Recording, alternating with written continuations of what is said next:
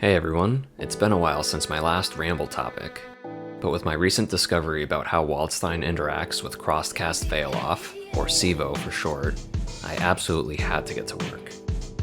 Using CVO this way is so good, too good, that I think it's a requirement to use at any skill level now that we know it exists. I feel like I haven't actually been playing Waldstein to his fullest until now. That's how good it is. Historically, CVO has been used almost exclusively as a combo ender to close out a match, either to absolutely ensure you can't drop your game-winning infinite worth, or to use an extra super or two before it. But if you use CVO the Waldstein way, you'll start using it at the beginning of your combos instead. Your combo stability will go through the roof, and you'll get a real nice damage boost across the board. No more leaving your opponent with a pixel of health, because anyone under half is in kill range with the right confirm, and there are a lot of those now. You're going to be getting 5k off a 2A, 5.5 from an average starter, and even creeping into 6k with the optimals. And the kicker is that we can do all of this while we're at full health. It's absolutely crazy that we have this now, but I do think it takes some playstyle adjustments to get the most mileage out of it, and that's what I'll be talking about before the showcase. First, let's look at a situation where CVO clearly shines, on an air hit 2A starter. This situation used to haunt me because of how little damage we would get from it. For this example, we'll say the opponent has about 4,500 health, and you want to press 2A, 5B, 214B, because it's low commitment and it's plus on block. You get the hit, but the opponent jumped. If you followed our old muscle memory, you'd still press 214B, it would whiff, and now you need at least 2 more interactions to win. If you were aware that B-clap whiffs here, then you might skip it and go straight into your air normals to at least get a conversion, but that's not doing nearly enough damage, not even close. If you consider our new CVO knowledge, then before you even press 2A, we need to switch off from our default sequence. Instead of preparing our standard 2A, 5B, B-clap, we should be thinking about only 2A, 5B, and buffering a quarter circle forward. That is, only preparing to use 236 without the attack button behind it. If 2A, 5B hits, you complete the 236A, press CVO, and proceed to win the round. If they block the 2A, you simply stop at 5B, or, depending on your reaction speed, you might still have the option to use a clap. Next is how to go about setting up these situations in a live match, starting from round 1. The minimum required resources are Vorpal in 100 meter, but we have to be careful about where and when we apply that valuable resource. We have to worry about neutral and pressure, wake-up reversals, combo conversions, special setups, general Oki, and now CVO. And if you find yourself spending meter to convert a long-range hit, but also need CVO to win, then you're going to need a full tank of gas to do that. So to start this off, I would suggest re-evaluating when you spend your meter at the end of your combos. A few situations where I do still use metered enders are, if it kills, nothing fancy about that. If the extra meter would put my opponent's health at a range where the next hit confirm will kill, particularly with CVO or 360A in mind.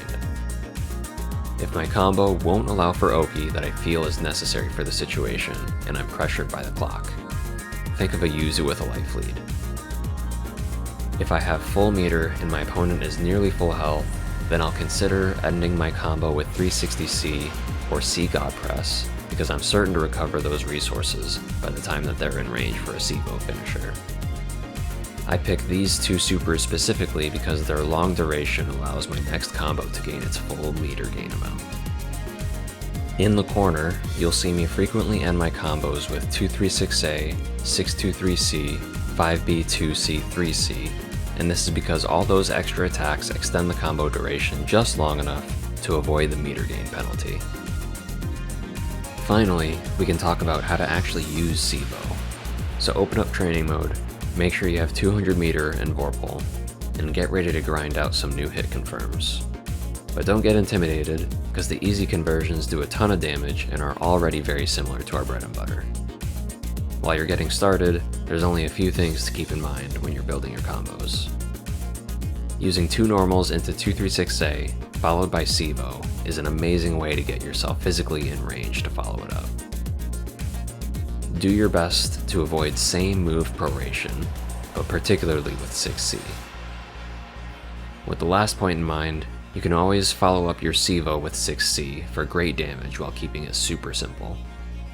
The first rule is new, but the other 2 already apply to our standard combos anyway, so really it's just remembering how to lead into CVO and how to follow it up. While you're getting used to using CVO this way, feel free to stick with this easy route because it works from almost any hit. Once you're comfortable, you can start taking a crack at these optimals coming up next. And a big thanks to Licensed Grappler for being my partner in crime and getting all these optimals together.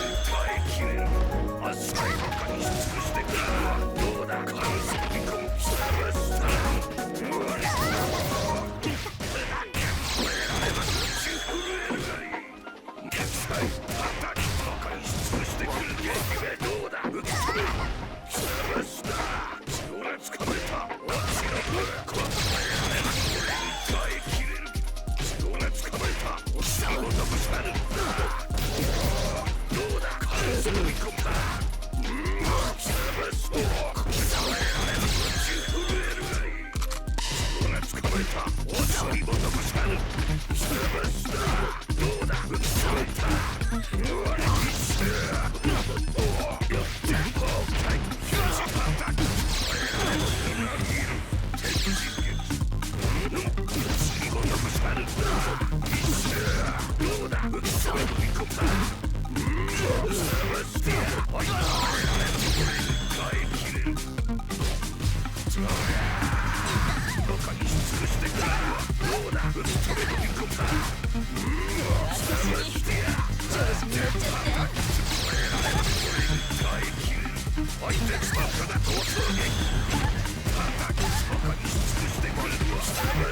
うだ